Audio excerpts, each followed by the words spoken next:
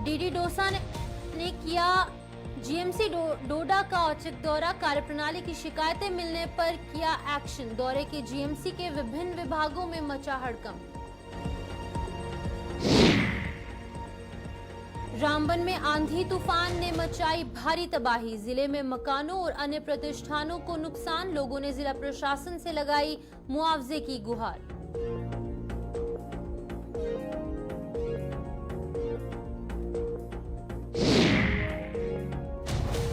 हल्की बारिश ने ही बनी प्रशासन की खोली पोल। बरसात के मौसम से निपटने की नहीं हुई तैयारियां। बनी बसोली मार्ग पर दुकानों घरों में घुसा पानी।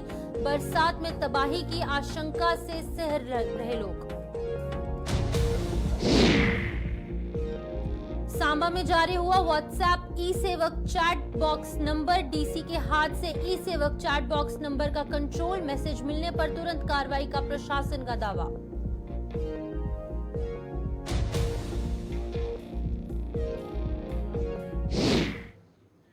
नमस्कार, जम्मू कश्मीर का एक खास बुलेटिन देख रहे हैं आप और मैं हूं आपके साथ शिपवन शर्मा। तो चलिए शुरुआत करते हैं अभी की बड़ी खबर के साथ। जीएमसी डोडा की कार्यप्रणाली की लगातार मिल रही शिकायतों के चलते जिला प्रशासन हरकत में आया है। जिले के डीसी हरविंदर सिंह ने आज जीएमसी का औचक दौरा कर वहां विभिन्न विभागों के कामकाज का जायजा लेकर जरूरी दिशा निर्देश जारी किए। उनके इस औचक दौरे के बाद यहां पर जीएमसी प्रशासन सख्ते में आ गया है, जहां पर बता दें कि लगातार कुछ शिकायतें यहां पर मिल रही थी, जिसके बाद की डीसी डोडा द्वारा यहां पर औचक निरीक्षण किया गया, वहां पर दौरा किया गया, जिसके बाद कि अब जो तमाम हेल्थ डिपार्टमेंट है और हेल्थ डिपार्टमेंट के जो ऑफिशियल्स हैं वो वहां पर अब चौकन्ने नजर आ रहे हैं। अच्छे तरीके से काम करने का प्रयास किया जा रहा है। वहीं पर जिले के जो डीसी है हरविंदर सिंह, वो आज जीएमसी पहुंचे और उन्होंने अलग अलग विभागों, अलग अलग डिपार्टमेंट्स के कामकाज का जायजा लिया।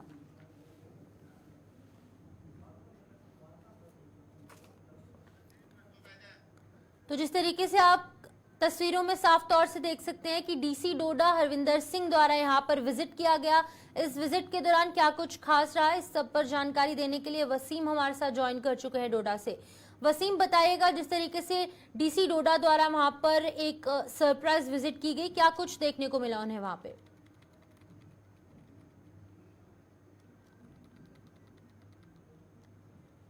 जब लोग जाते हैं तो लोगों के कई सारे सवाल भी उठते हैं, मीडिया के सामने लोग आते हैं, तो उसको लेके बार बार जब डिप्टी कमिश्नर डोडा के पास इस तरह की कंप्लेंटें आ रही हैं, तो आज डिप्टी कमिश्नर डोडा ने सुबह ही लगभग 9:30-10 बजे के करीब मेडिकल कॉलेज डोडा का दौरा किया, देखा किस तरह के हालात मेडिकल कॉलेज डोडा के अंदर है और जो लोग इलाज करने आते हैं उनको किस तरह की फैसिलिटीज दी जा रही है, क्या गोल्डन कार्ड पे इलाज लोगों को किया जाता है, ये सारी चीजें जो है वहाँ पे डिप्टी कमिश्नर डोडा ने आज देखी। और साथ साथ में कंसर्न महकमे के लोग यानी कि जो मेडिकल कॉलेज के अंदर जो काम करने वाले लोग हैं उनको बताया गया कि किस तरह से आप जो यहाँ पे इलाज करने लोग आते हैं उनको किस तरह से आप ट्रीटमेंट दीजिए। और जनता से भी उन लोगों ने अपील की है कि जो भी एडमिनिस्ट्रेशन के लोग वहां पहुंचे थे उनको बताया गया कि जो भी लोगों को परेशानी जहाँ पे आ रही है वो एडमिनिस्ट्रेशन से रब्ता कर सकते हैं। और साथ साथ में रेड क्रॉस के लोग जो वहाँ पे कुछ दिन पहले रखे गए हैं, एक सेल बनाया गया है, रेड क्रॉस के लोग भी वहाँ पे जब भी कोई हादसा वगैरह होता है वो इसकी हेल्प कर सकते हैं, मेडिकल कॉलेज के साथ साथ वो भी काम कर सकते हैं।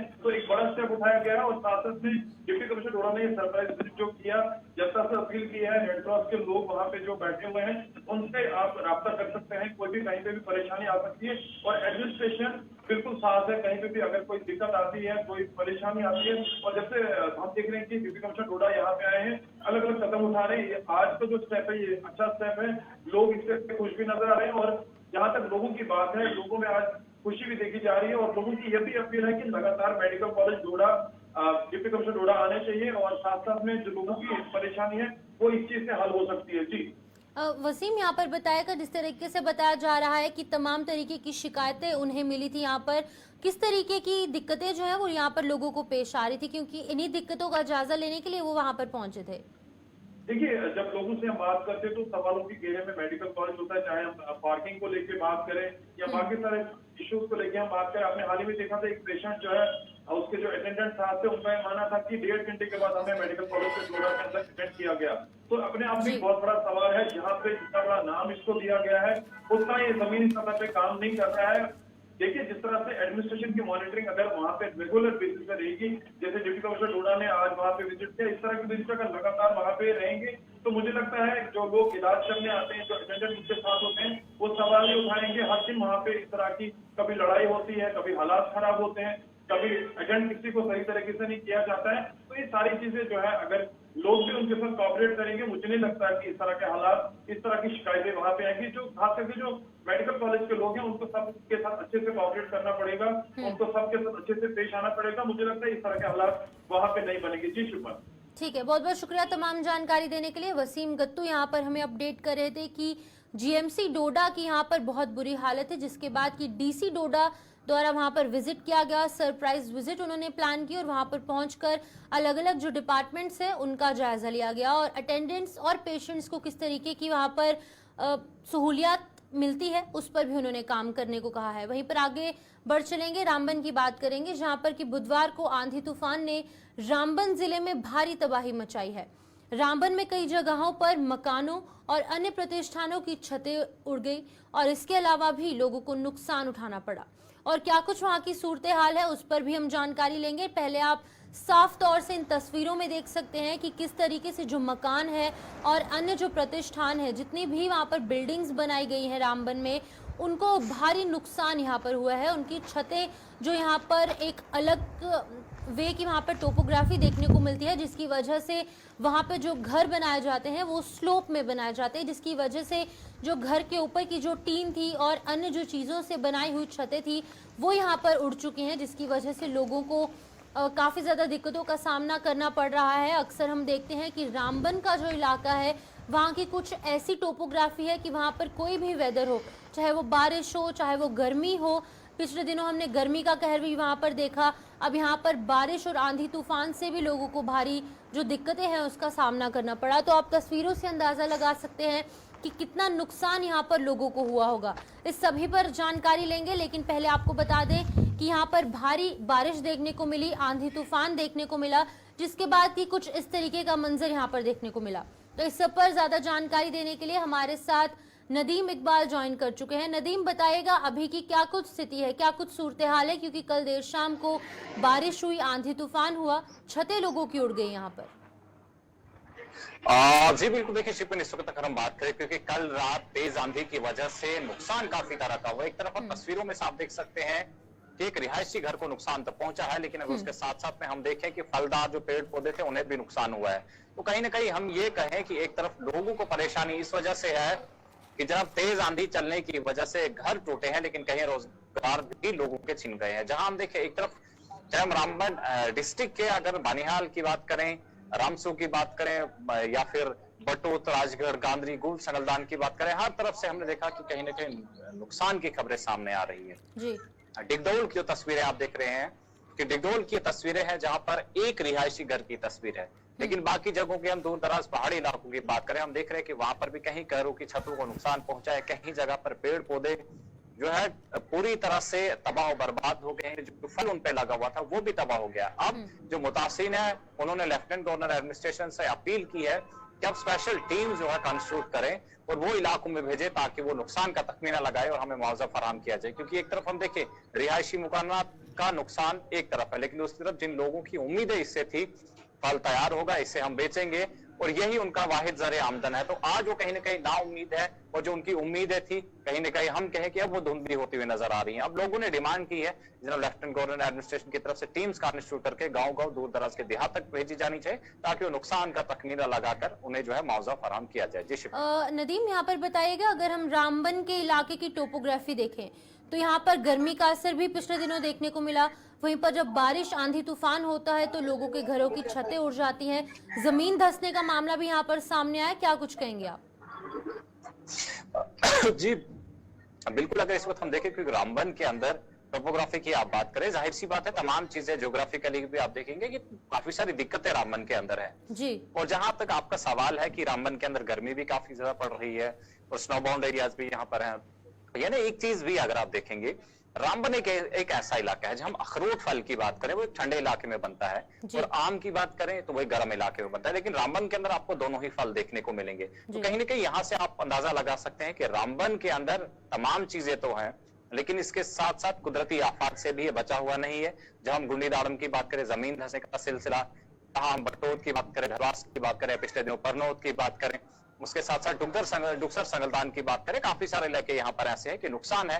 लेकिन अब देखना यह होगा कि तमाम लोग मुतासरीन जो भी हैं वो सरकारी इमदाद के मुंतजिर हैं। अब सरकारी इमदाद उन तक कब पहुंचती है, कब उन लोगों की उम्मीदें फिर से हरी भरी होंगी, कब उनकी जिंदगी फिर से मामूल की तरफ आएगी, ये देखना काफी दिलचस्प होगा। और इंतजार रहेगा जो भी हायर अप्स है वो कब इस पर तवज्जो देते हैं और कब इन लोगों को मुआवजा फराहम करते हैं। जी शिपमें नदीम, आखिरी सवाल, यहाँ पर जिस तरीके से लोगों की छतें उड़ चुकी है, काफी ज्यादा नुकसान लोगों के घरों को हुआ है और बाकी जो बिल्डिंग्स हैं उनको भी काफी नुकसान हुआ है, तो क्या कुछ डिपार्टमेंट के ऑफिशियल्स द्वारा यहाँ पर विजिट किया गया, लोगों को कुछ मुआवजा देने की यहाँ पर आश्वासन दिया गया, उनकी तरफ से कुछ हेल्प यहाँ पर प्रदान की गई है? जी बिल्कुल, देखिए मैं आपको एक चीज बता दूं, शिपनी नई बात नहीं है। रामबन के अंदर आज से पहले भी हमने देखा कि कहीं रिहायशी मकानात को भी नुकसान पहुंचा और कहीं सरकारी इमारतों को भी नुकसान पहुंचा। लेकिन पिछले 7-8 साल से हम देख रहे हैं कि कहीं स्कूल से हैं आंधी की वजह से जिनकी छतें उड़ गई, लेकिन अभी तक उनकी छतें दोबारा से नहीं बन पाई हैं। तो कुल मिलाकर यहाँ से आप अंदाजा लगा सकते हैं कि टीम्स का कंस्टिट्यूट करना, इलाकों में भेजना, नुकसान का तखमीना लगाना, ये तमाम चीजें तो होती है, एक्सरसाइज होती है, लेकिन उसके बाद जो आखिरी शक्ल दी जानी चाहिए थी इसे कि मुआवजा फराहम किया जाना चाहिए था, जो चीजें डैमेज हुई उनको रिपेयर किया जाना चाहिए था, वो चीजें हमें रामबन में नहीं देखने को मिली है। चाहे हम राजगढ़ के इलाके की बात करें, कंठी के इलाके की बात करें, या फिर दुथन के इलाके की बात करें, दड़ा के इलाके की बात करें, ऐसे स्कूल्स हैं जहां पर छतें उड़ी है। हालांकि दर्जनों नहीं बल्कि सैकड़ों रिहायशी मकानात को भी नुकसान पहुंचा है, लेकिन इस पर अभी तक किसी की तवज्जो हुई नहीं है। हालांकि नुकसान का तखमीना तो लगाया गया है, लेकिन मुआवजा अभी तक फराहम नहीं किया गया। ठीक है, बहुत बहुत शुक्रिया तमाम जानकारी देने के लिए। नदीम इकबाल यहाँ पर अपडेट कर रहे थे कि रामबन में कल देर शाम जो बारिश हुई, जो आंधी तूफान हुआ है, यहाँ पर भारी नुकसान रामबन के लोगों को यहाँ पर हुआ है, क्योंकि उनके घर की छतें उड़ गई हैं और जो तमाम वहाँ पर बिल्डिंग्स हैं उनको भी भारी तरीके का नुकसान हुआ है। जहाँ पर हमने रामबन की बात की, वहीं पर अगर हम जम्मू डिवीजन की बात करेंगे, कठुआ जिले की, तो वहां पर भी इसी तरीके का कुछ मंजर देखने को मिला। कठुआ जिले के बनी इलाके का प्रशासन आने वाले बरसात के मौसम को लेकर कितना संजीदा है, इसकी पोल बुधवार को हुई बारिश ने खोल कर रख दी है। बता दें कि कुछ समय हुई बारिश ने बनी बसोली मार्ग को पूरी तरीके से तबाह किया और पानी लोगों के घरों के साथ साथ दुकानों के अंदर घुसने से उन्हें बेहद नुकसान उठाना पड़ा। और खास बात यहाँ पर यह है कि इसी मार्ग पर एसडीएम कार्यालय भी है, जहां से कि एसडीएम सहित प्रशासन के अन्य अधिकारी भी रोज गुजरते हैं। अब बरसात का मौसम शुरू होने में कुछ ही दिन है, कुछ ही समय बाकी बचा है और लोगों को इसकी चिंता अभी से सताने लगी है। तो आप यहाँ पर तस्वीरों से साफ अंदाजा लगा सकते हैं कि थोड़ी सी बारिश यहाँ पर हमें देखने को मिली जम्मू डिवीजन में, और यहाँ पर बनी बसोली रोड की कितनी ज़्यादा बदतर हालत यहाँ पर देखने को मिल रही है। और यहाँ पर इम्पॉर्टेंट चीज़ ये भी है कि यहाँ पर एक सरकारी दफ्तर भी है, एसडीएम कार्यालय है, वहाँ से रोज़ आला अधिकारी जो तमाम ऑफिशियल्स हैं यहाँ से गुजरते हैं, लेकिन तब भी उनके द्वारा इस रोड को लेकर कोई तवज्जो नहीं दी गई। यहाँ पर अगर हम निकासी की बात करें तो पानी की निकासी यहाँ पर बहुत कम है, यानी कि ड्रेनेज सिस्टम यहाँ पर बहुत ज़्यादा ढीला दिखाई दे रहा है। इसकी वजह से थोड़ी सी बारिश होने के चलते यहाँ पर लोगों के घरों के साथ साथ दुकानों के अंदर भी पानी घुस गया। तो इस खबर पर अधिक जानकारी देने के लिए हमारे साथ रंजीव मेहता ज्वाइन कर चुके हैं। रंजीव, बताइएगा, यहाँ पर थोड़ी सी बारिश देखने को मिली कल देर शाम को, लेकिन फिर भी लोगों के घरों के अंदर पानी घुसा, लोगों की दुकानों के अंदर पानी घुसा, क्या कुछ कहेंगे?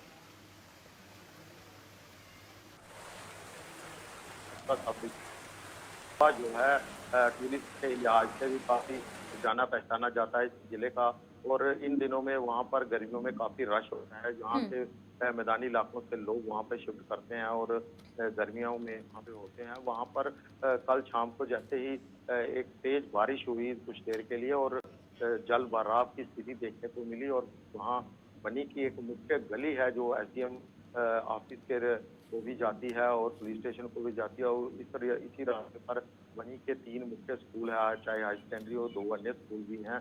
तो ये एक मुख्य रास्ता है जो बनी बसोली मार्ग पर के साथ जोड़ता है और बनी के मेन कस्बे को भी बस स्टैंड आदि से जोड़ने वाला कस्बा है। ज्यादातर लोगों का इसी रास्ते से आना जाना है। करीब 1 दशक पहले इस गली का निर्माण एनएचपीसी द्वारा करवाया गया था, क्योंकि एनएचपीसी द्वारा बनी कस्बे के साथ ही एक प्रोजेक्ट बनाया गया है। उसी दौरान उस फंड से इसको बनाया गया, लेकिन उसके बाद इसका रखरखाव सही नहीं होने के कारण इसके दोनों तरफ की जो नालियां हैं वो पूरी तरह से बंद हैं शिफन, और जिसके कारण यहाँ पे नालियां बंद होने के कारण लोगों के जहाँ पर कूड़ा करकट जमा होने के कारण जो पानी है वो नहीं चल पाता, और कल देर शाम जैसे ही थोड़ी सी बारिश हुई पूरी बाढ़ जैसी स्थिति इस गली में बन गई, और जिसको लेकर बनी के वासियों में काफी रोष है प्रशासन के खिलाफ। प्रशासन को इस गली के हिम्मत के लिए कई बार गुहार लगाई गई, लेकिन उसके बावजूद भी उनका साफ तौर पर कहना था। रंजीव यहाँ पर बताएगा, क्योंकि अब मॉनसून जो है वो जम्मू कश्मीर को हिट करने वाला है, कुछ ही दिनों में भारी बारिशें देखने को मिलेंगी, लेकिन बनी बसोली का जो ड्रेनेज सिस्टम है वो इतना वीक है, तो क्या आपको लगता है कि प्रशासन को यहाँ पर काम करने की जरूरत है? और अगर प्रशासन को काम करने की जरूरत है तो किस तरीके से काम किया जा सकता है? देखिए, बनी की बात करूं तो यहाँ पर म्युनिसिपल कमेटी नाम की कोई चीजें, म्युनिसिपैलिटी यहाँ पे है नहीं। स्थानीय प्रशासन ही जो वहाँ की साफ सफाई का काम भी देखता है, लेकिन उसको लेकर जो ब्लॉक है, जो रूरल डेवलपमेंट डिपार्टमेंट के द्वारा ही ये साफ सफाई का काम भी स्वच्छ भारत के अंतर्गत किया जाता है। ठीक है, बहुत बहुत शुक्रिया तमाम जानकारी देने के लिए। रंजीव मेहता यहाँ पर हमें अपडेट कर रहे थे कि किस तरीके से बनी बसोली जो मार्ग है वो यहाँ पर वहां पे रहने वाले लोग यहाँ पर मुतासिर हुए, उन्हें काफी ज्यादा दिक्कतों का सामना करना पड़ा, क्योंकि थोड़ी सी बारिश के चलते लोगों के घरों और दुकानों के अंदर पानी घुस गया। तो अगली खबर की ओर बढ़ेंगे, जहां पर सांबा जिले की बात करेंगे। तो साइबर फ्रॉड से बचने के लिए अब तमाम तरीके की जो यहाँ पर स्टेप्स हैं वो उठाए जा रहे हैं। वहीं पर सांबा जिला प्रशासन ने लोगों की समस्याओं के हल के लिए व्हाट्सएप ई सेवक चैटबॉट नंबर जारी किया है। इससे पहले प्रशासन ने लोगों की समस्याएं सुनने के लिए टोल फ्री नंबर जारी किया था, जिसके जरिए विभिन्न विभागों से संबंधित शिकायतें विभागीय अधिकारियों को भेजी जाती थी। हालांकि अब व्हाट्सएप ई सेवक चैटबॉट नंबर का कंट्रोल सीधे जिले के डीसी के हाथ में है, जो कि 8892459474 पर शिकायत का मैसेज मिलते ही स्वयं हरकत में आ रहे हैं। और क्या कुछ खूबियां हैं इस नंबर में वो भी हम जानकारी लेंगे, लेकिन पहले आपको बता दें कि साइबर फ्रॉड से बचने के लिए और जितने भी यहाँ पर, क्योंकि सोशल मीडिया का ज़माना है और काफ़ी डिजिटलाइजेशन यहाँ पर देखने को मिल रही है, तो एक यहाँ पर नंबर जारी किया गया है, तो इस पर हम अधिक जानकारी लेंगे। जानकारी देने के लिए हमारे साथ ऋषि खजूरिया ज्वाइन कर चुके हैं। ऋषि, यहाँ पर बताइएगा, एक नंबर जारी किया गया है तमाम लोगों को फ्रॉड से बचाने के लिए, क्या कुछ खूबियां यहाँ पर बताई गई हैं इस नंबर की? देखिए, बिल्कुल आपको बता दें कि जिला प्रशासन सांबा ने एक बड़ा ही ऐतिहासिक फैसला लेते हुए ये एक पहला बड़ा इनिशिएटिव लिया है कि एक व्हाट्सएप चैटबॉट नंबर जो है ये लॉन्च किया गया है। उसमें आपको बताना चाहता हूँ कि जिस तरह से कंसर्न विभागों को लेकर कई सारी समस्याएं लोगों को पेश आती हैं, और लोग कई बार जो समस्याएं लेकर प्रशासन तक अप्रोच करने की कोशिश करते हैं, और कई बार अप्रोच जो वो उनकी नहीं हो पाती। इसको लेकर मैं आपको बता दूं कि सांबा जिला का अगर टोपोग्राफी देखें तो यहाँ पर पहाड़ी टेरेन भी है, प्लेन इलाके भी हैं, तो उसी को लेकर दूर दराज इलाकों के जो लोग हैं वो समस्याएं लेकर यहाँ तक नहीं पहुंच पाते थे, तो उनको सहूलियात जो वो देने की कोशिश की गई है। हालांकि इससे पहले कई बार हेल्पलाइन नंबर जो वो अलग अलग विभाग जारी करते हैं कोई भी अगर समस्या का हल कराना हो, लेकिन वो भी कहीं ना कहीं वो जो इनिशिएटिव है वो कामयाब नहीं हो पाता, जिसके चलते आप जो ये चैटबॉट नंबर लॉन्च किया गया है, जिसमें मैं आपको बताना चाहता हूँ कि व्हाट्सएप नंबर है जहाँ पर आप अपनी कंप्लेंट रजिस्टर कर सकते हैं, और उसके चलते अलग अलग जो विभाग हैं वो उसके ऊपर काम करेंगे। लेकिन इसमें डीसी सांबा अभिषेक शर्मा जी की बात करें तो वो खुद मॉनिटर करेंगे, यानी जो भी कंप्लेंट तमाम विभागों तक पहुंचेगी वो जो है वो डीसी साहब तक भी पहुंचेगी, और डीसी साहब जो है वो अपनी जो तमाम जो दिशा निर्देश है वो जारी कर चुके हैं तमाम विभागों को। इन तमाम कंप्लेंट्स को प्रायोरिटी पर लेकर इसका जो लोगों का समस्या का हल है वो होना चाहिए। इसको लेकर लगातार लोगों ने यहाँ पर जो अपनी कंप्लेंट दर्ज कराना शुरू कर दी है, रजिस्टर कराना शुरू कर दी है, और इसमें ये कहा गया डीसी साहब से जब हमारी बात हुई, उन्होंने कहा कि सबसे पहले ये है कि जो समस्याएं हैं वो हम तक पहुंचनी चाहिए, और ये एक बड़ा सरल सा एक जो साधन है ये उन्होंने जो वो शुरू किया, क्योंकि डिजिटल इंडिया का दौर है, और डिजिटल इंडिया के दौर में जब ऑनलाइन तरीके से समस्याएं वहां तक पहुंचेंगी प्रशासन तक, तो प्रशासन उसमें जो है वो काम करेगा। उसी को लेकर ये सहूलियात जो वो लोगों को दी गई है। अब देखना ये है कि जो समस्याएं यहाँ तक पहुंच रही है प्रशासन तक, उसका हल कितने जल्दी होता है। जिस तरह से 1 सेकंड में आपका मैसेज जो प्रशासन तक पहुंच जाता है, तो क्या इतनी ही जल्दी जो है वो प्रशासन इस तमाम समस्याओं का हल करेगा, ये देखना होगा। लेकिन एक बड़ा इनिशिएटिव जो ये प्रशासन की तरफ से लिया गया है। ठीक है, बहुत बहुत शुक्रिया। ऋषि खजूरिया हमारे संवाददाता सांबा से अपडेट कर रहे थे कि किस तरीके से यहाँ पर सांबा पुलिस और डीसी सांबा द्वारा एक स्टेप उठाया गया है, क्योंकि डिजिटल इंडिया का दौर है, सोशल मीडिया का दौर है और यहाँ पर लगातार फ्रॉड्स और स्कैम्स के केसेस निकलकर सामने आ रहे थे, जिसके बाद की ये बड़ा स्टेप यहाँ पर सांबा की जो एडमिनिस्ट्रेशन है उसके द्वारा लिया गया है। तो अगली खबर की ओर बढ़ते हैं। जम्मू श्रीनगर हाईवे पर उधमपुर जिले के अधीन आने वाले चिन्यानी इलाके में आज एक होटल में आग लगने से सनसनी फैल गई।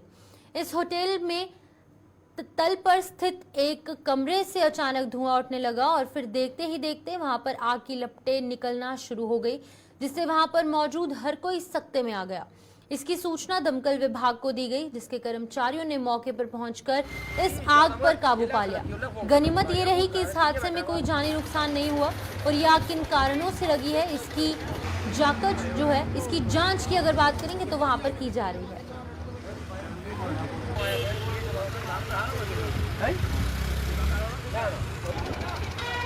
हमें ये मैसेज कोई 9 से 9:10 के बीच में हमें ये मैसेज आया है जी। उसके बाद तुरंत हमने अपने उधमपुर और चिन्यानी से रिसोर्सेज डिप्लॉय किए जी स्पॉट पे। अभी तक तो जो मेजर है एक कमरे में मटेरियल पड़ा था जी, उसमें डैमेज हुआ है, आग के कारण जला है मटेरियल। बाकी स्मोक के कारण जो बाकी कुछ वॉल्स है बिल्डिंग की। तो चलिए, जम्मू कश्मीर के इस खास बुलेटिन में इतना ही। मुझे दीजिए इजाजत और देश और दुनिया की खबरों के लिए आप जुड़े रहिए गुलिस्तान न्यूज के साथ।